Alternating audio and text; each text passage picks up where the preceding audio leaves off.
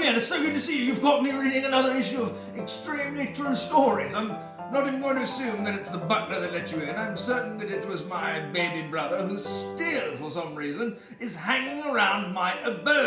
Oh! That's someone at the door. Suave Allen, go let them in. You do it. I am eating a croissant. That is a bagel. You are a bagel. Do as I say, or I shall soundly thrash you. I did not return from my European and handsome gallavantings to play maid to my older brother. Woo! Hey there, y'all! Hey there! Posh Allen, I do not know who this man is with his ridiculous hat. Cool, blimey! Hey y'all, I'm y'all's American cousin, Cowboy Allen. We do not have an American cousin, good sir, so now if you would please depart these premises. Oh, come on, sure y'all do. Y'all don't remember when Auntie Mumsy brought y'all to the ranch and all them pigs got loose? We spent all night trying to track them down, and we had to chase one all the way to Wyoming where it was passing bad checks at a roadside motel. Come on, y'all remember that? That was fun. I assure you, monsieur, I have never in my life chased a pig, not to Wyoming or any other environs. We've never even been to America. Mumsy would never let us go. I am still mad I did not get to take a picture with Winnie the Pooh. He is hilarious. Oh, come on, y'all. Them Knights of Alexandria, they told me how to find y'all. Come on, they'll vouch for me. You know, the ones, I know all of them.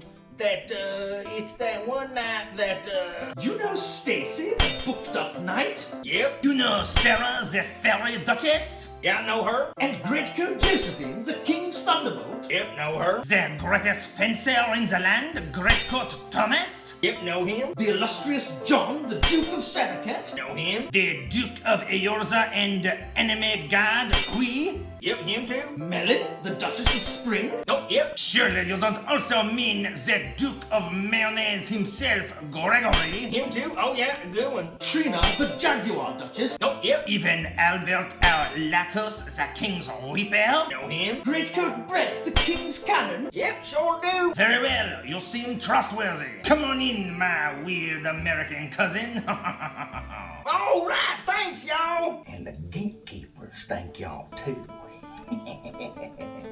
Hi guys, welcome back to the Library of Alexandria. Today is my July TBR. The books I'm going to be reading in July, and it is a little different this month in that I do not have complete control over mine own TBR. Instead, several months ago, at the height of the conflict, my nemesis and I, my nemesis being Leanna from Leanna's library, this arch rivalry began as she began trashing some of my favorite books, and me in response telling her that things that she likes are crap as well. And so we decided to reach across the battle lines and decide to do a TBR Nemesis swap. Now, as history has it, we're not really all that nemesis anymore, because I have come to realize that while most of her stuff remains crap, she actually has an appreciation for some of the things that I like, if not all. So, you know, since she has seen the light, I withdraw much of my maliciousness. But the TBR swap was still in place, and once as you well know, once those things are in place, they are set in stone for life. So we each swapped 4 books. We each put 4 books on the other one's TBR, and so this is why this month I'm not really reading anything I want to. I'm fulfilling an oath because no one will ever say that I am an oath breaker. So, without wasting any more time, let me go ahead and talk about all the books on my July TBR, the first 4 of which are from the TBR swap. So first we have Boosh, Ember in the Ashes, or An Ember in the Ashes by Sabah Tahir. This is a YA novel, and it is the first book in, I guess, the Ember in the Ashes series, and it involves, the reason this was placed on my TBR is because it is Roman-inspired, like heavily Roman-inspired. To where there is an empire called the Marshals who have kind of taken over and are super brutal, and it takes place in a military school, a military academy, where one of the main characters is a slave, and the other one is one of the soldiers in training who doesn't like the Empire and wants to get away. And guaranteed, without reading any more into it, those two become a love interest because it's a YA novel. So I don't know. I have been told that I am going to enjoy this book. Really, plot twist. I've actually finished this book by the time I'm filming this. So, like, I'm not going to pretend. I've already finished this book. Look for a review on that later this week. And so, stay tuned to find out my full thoughts about this. If I did not mention it, which I don't think I did, later in the month, Leanna and I will each have we will have a live show on each other's channel where we discuss more in depth the books that we chose. Next on my TBR is S.J. Kincaid's The Diabolic. So this was put on my list because Leanna says it's really good. It is a sci-fi. Is it young adult? If you've read this, I think it's young adult. But apparently this is one of the young adult books that skews older, and it is, while the last one, Embers in the Ashes, has a Roman-inspired society, this one is the author has said that much of her influence for this book comes from I, Claudius by Robert Graves. And I love Claudius as an emperor, and, you know, I always like stuff that's kind of, like, heavily inspired by Roman stuff. Other than that, I don't know anything about this. I think a diabolic is someone who's like a super assassin. What is a diabolic? Let's check. So, I don't know what a diabolic is. Apparently it's a nemesis. A nemesis is like a bodyguard that, like, is like a super assassin bodyguard or something. I don't know. It is sci-fi and it's short. The good thing about all these books that Leanna has assigned me is they are all short. There are no chunkers and there's none more.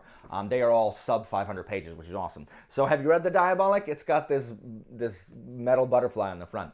Other than that, I don't know anything about it. So sci-fi, I, Claudius, we'll see. Next we have Boosh, Blackwing by Ed McDonald. So this is not a YA. This is kind of like a post-apocalyptic, grimdarky thing that one of my friends put it down immediately because he said it reminded him of The Black Company, and they hate The Black Company, so he just didn't finish it. I have heard really good things about this from both Leanna and Leslie, who really, really like this. This is book one in the, Raven's Mark? Yeah, Raven's Mark trilogy. So all of these are first books, which is fine. I don't know much else about this other than what I have already said. So I really did try to not research these books too heavily because unlike when I put books on my own TBR, these I really want to be surprised so that I can neither look forward to nor dread them. So yeah, Blackwing, also short. Have you read Blackwing? Is it good also? Who knows? And then finally, the fourth book placed on my TBR by my nemesis is Boosh, the Wolf by Leo Carew. This also has the honor of being the Shelf Space book club pick for July, where Leanna will be co-hosting that live show with me. And so that worked out. It worked out perfectly that we were going to read this. We wanted to read this anyway, and we're like, why don't we just make it the Shelf Space book club pick? That way everyone can read it with us. This is probably the one that's going to be most up my alley in that it is, from what I understand, very heavily into military and political intrigue. And so I love both military and political intrigue in my books. I know, the only thing I know about this is that the author is an anthropologist and so kind of like utilizes that. I always like when people bring up, like I like Erickson's archaeology stuff when he talks about, potsherds. And I know that he spells the Southerners, S-U-T-H, the Southerners. So that's going to bother me the whole time because that's not how you spell the Southerners. But who knows? Definitely stay tuned for the end of this month where we discuss that on the live show. You can come join us in the conversation being had as we speak in the Shelf Space Discord about The Wolf. So with those 4 books done, there are still, I still added 2 more books of my own to this TBR. One is I'm still working on Tagana. The end of last month kind of got away from me. Like, I just didn't read really at all. So I did not finish Tagana, which is still excellent. So I'm still working on Tagana. But also, I have added Boosh,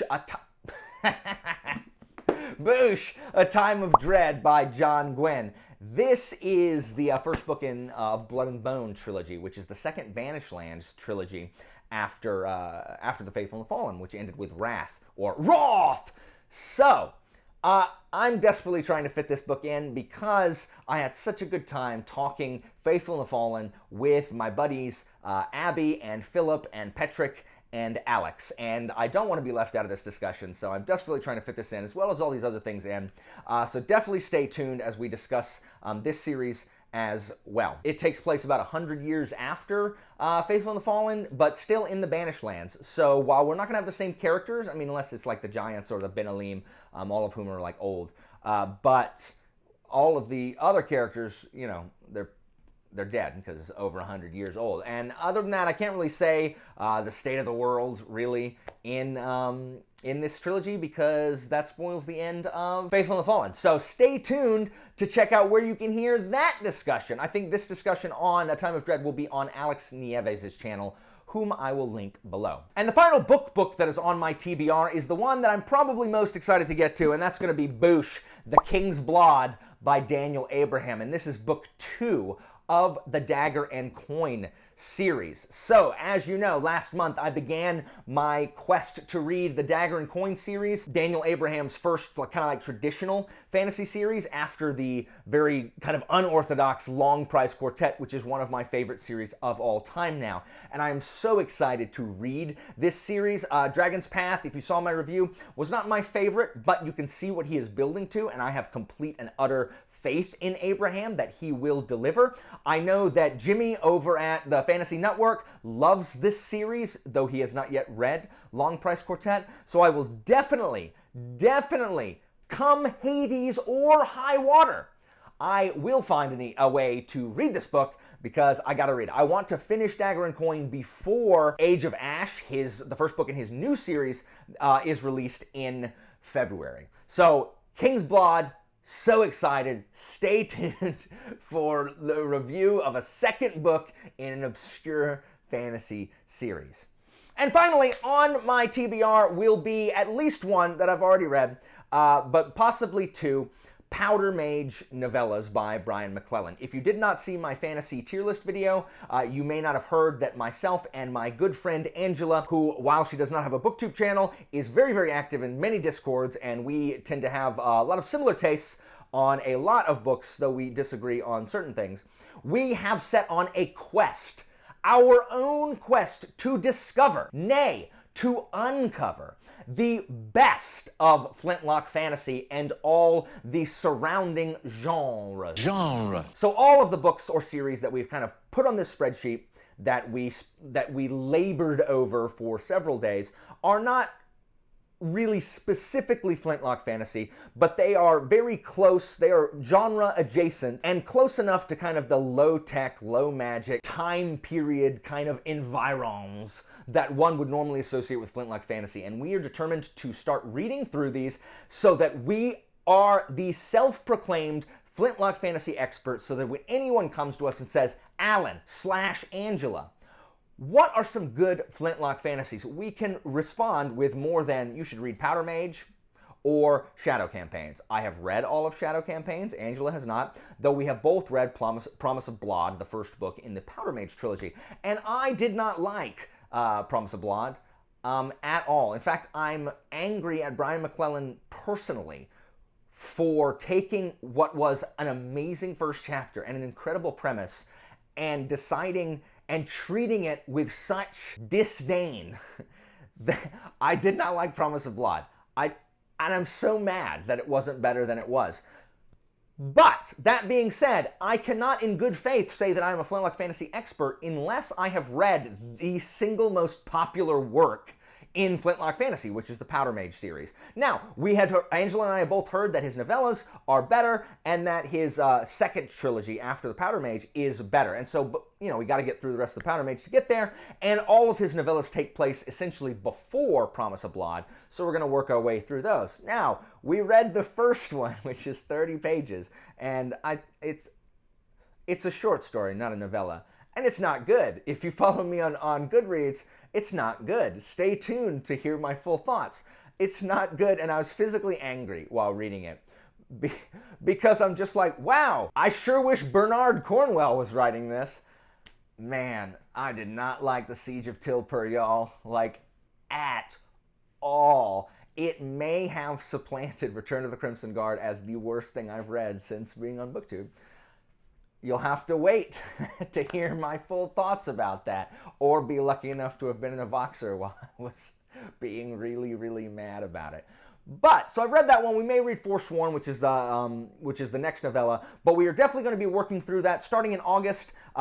Really kind of every month, unless we're just super busy with other commitments, we will be trying to work our way through these Flintlock or Flintlock adjacent fantasy books in order to discover the best books in the genre and ones that we can recommend to other people who are really, really interested in that kind of technological capability and that kind of time period or setting.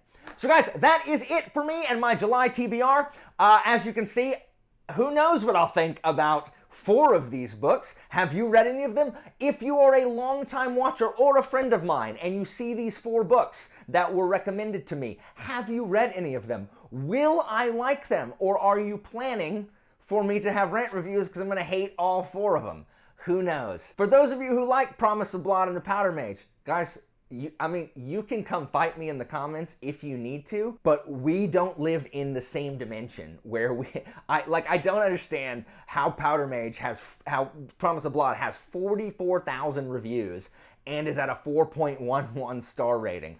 Like, I don't know what book people are reading. Like, I don't. Like, I don't. I'm sorry, Taniel. You can't see someone smile 6 miles away. You can't.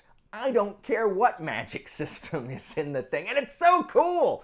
Anyway, that is neither here nor there. I don't really like to trash like other human beings if possible, but man, I think me and Brian McClellan may actually be like mortal enemies. Like, I don't think there can be peace, but who knows?